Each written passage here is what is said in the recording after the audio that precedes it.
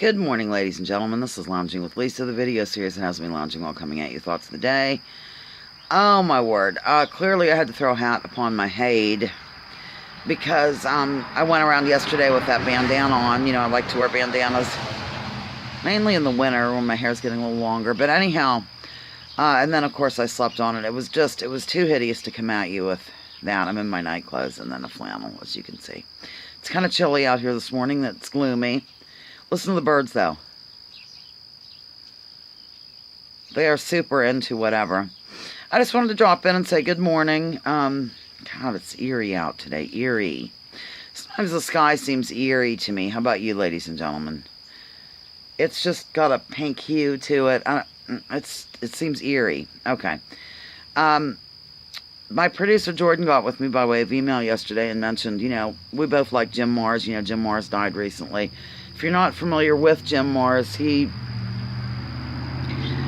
was an old-fashioned journalist, an old-fashioned investigator who would look into things other people would deem to be insane, kind of like I do. He used to give first of all, a little bit of background. He wrote a book called Crossfire: The Plot to Kill JFK or Kennedy, on which Oliver Stone's movie was based, called JFK, about the assassination. So, Jim Marrs was sort of instrumental in my, I guess, newfound, or at the time in the 90s, conspiratorial way of thinking, or looking into things, or not taking everything the government says at face value, or their explanations as to, what happened or whatever. So, I've always admired him, I've always loved him, and then in the last year, I would notice that he'd be interviewed on Richie Allen and stuff like that, because he wrote, a lot of different books. He called himself a generalist. He said he's one of the last few generalists, where he doesn't really specialize in one particular aspect of investigation, or one particular, I guess, topic, but we'll look into a lot of different things, and that's how I see myself to be as well. So, I love Jim Marrs. I live for him, and he died couple months ago, and Jordan was just getting into him when he passed away, and he thought maybe it'd be fun this Saturday during the live gig to do a little tribute to Jim Marrs. So last night I was listening to him to Jim Marrs being interviewed right after the election. He was interviewed like the night before he died as well, and it was just a really interesting interview. But something I noticed that the interviewer kept saying that I really don't understand, and maybe you can explain it to me, is he was basically saying that, well, maybe that's your truth, but it isn't someone else's truth, and that everybody has their own truth. And I don't know, I get a little worried about the word truth, I guess, in general.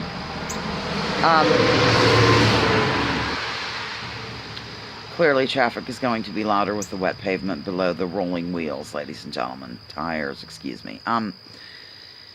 Yeah, so I didn't really understand that. I don't know if I agree with it. I mean, I guess maybe you have your own journey. That would sound a little more logical. Not that Jim Marrs was saying this, but the guy interviewing him was. Sort of wanted to get your view on that. I think the word truth and proof is thrown around too much. And I used to see that a lot when I was more of a social media butterfly. And it was generally, every time that was put on, like the word proof, or this is the truth, was put up there, it was in all caps, and it usually was easily found to be not true. So I don't think I like those words. Other than I'm telling you the truth or something like that, but for someone to say we all have our own truths, I don't understand it. Maybe it's just because it's a different level. Maybe it's more of a deep psychological level that I'm just not understanding, and I kind of want to run that by you, because that's what I do, ladies and gentlemen. I go to you. Yeah, then something interesting. So anyhow, just how do you feel about that, I guess? So I think I'm going to concentrate on Jim Marrs. How many people have heard of him? It's M-A-R-R-S. Just wondering. Then this morning, right now, I listened to a gentleman. He was talking about the Mandela effect. And I'm not really going to get off into it at all right now. But he was saying that he noticed the Mandela effect more so in the way that people interacted with one another. And, pardon me, certain words that were used. Like, he was saying that he didn't... Either he didn't notice this for a while, or there was some shift in the paradigm or the time-space continuum or whatever, different multiverses colliding, whatever you want to say, where he noticed that certain words were coming up in interviews more than he ever remembered anyway. Which brings me to this. I thought it was odd at the time, but I just thought maybe I missed something. This would have been back,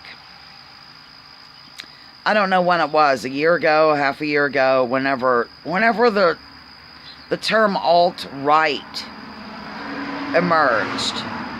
Now, I was very, very in tune, like, watching the news, like, alternative media, all the time, blah, blah, blah, and it literally seemed like overnight. This was back when I still watched The Young Turks, because I remember it vividly.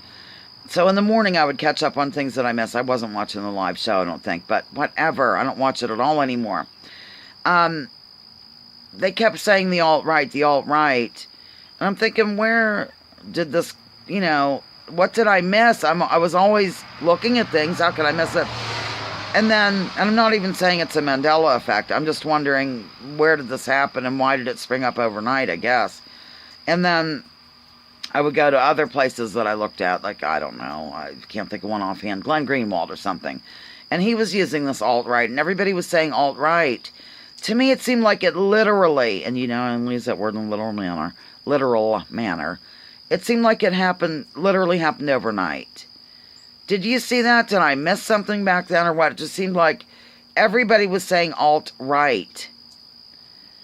I still don't even know what that means, really. And then now we have the alt-left. I think, frankly, that this was made up by the media. I mean, why don't they just say far right or far left? Is that now out of the dictionary, out of the urban dictionary? I just don't get it, ladies and gentlemen. I don't know. These are just bizarre things I've noticed, like, overnight. Well, I did notice the alt-right thing right away, but I don't think I've ever brought it to your attention. And I was just wondering, and then everybody was saying it that day, like Nicole Sandler and everybody I watched, Tom Hartman, they were saying this alt-right thing, and it just seemed to be, almost implanted into people's minds in their sleep that this is what we call people now, the alt-right. I don't know. I think it was invented by media, wasn't it? A lot of this stuff is, ladies and gentlemen. And I'm so sensitive to this one thing now, because I like to drop political identities and don't refer to people as left-right, and keep up that fighting. I think that people that go on like that really fuel the fire of the fighting of, all liberals are insane, or all conservatives are hideous, or whatever. And I see some personalities on YouTube or on TV still doing that, and I just think it adds to the problem. I think it's problematic, ladies and gentlemen. So I just kind of wanted your thoughts on that. But, yeah, left, right.